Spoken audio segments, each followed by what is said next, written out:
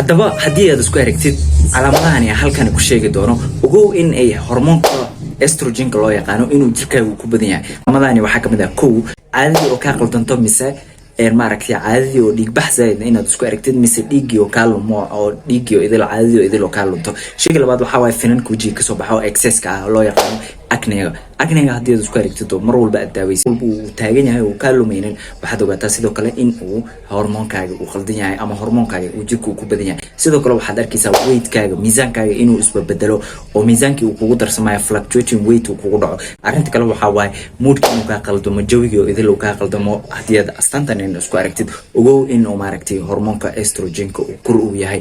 waxyaalaha kale aad la kulmi kartid waxa way calool dibir zaid ah haddaad isku aragtid sidoo kale waxaad ogaataa inuu hormoonku kugu badan yahay. waxyaalaha kale waxa way cabsi zaid ah iyo naxdin zaid ah inay kugu soo kororto jirkaaga uu la soo ziyaado. waxyaalaha kale aad ku ogaan kartid waxa way in maaragtay hurdo la'aan ay kugu dhacdo hurdadii oo idil ay ka lunto. marka haddii aad isku aragtay calaamadahan laazim ma ahan in ay maaragtay estrogenka kaliya ay la xiriiraan waxyaalo kale baa ku keeni kara. laakiin haddaad isku aragtid calaamadahan ay dhamaanaynin caadadii oo ka qaldan waxyaalo badan oo ka qaldan haddaba ogow in ama ku talagal sidii aad dhakhtarkaaga aad kula kulmi lahayd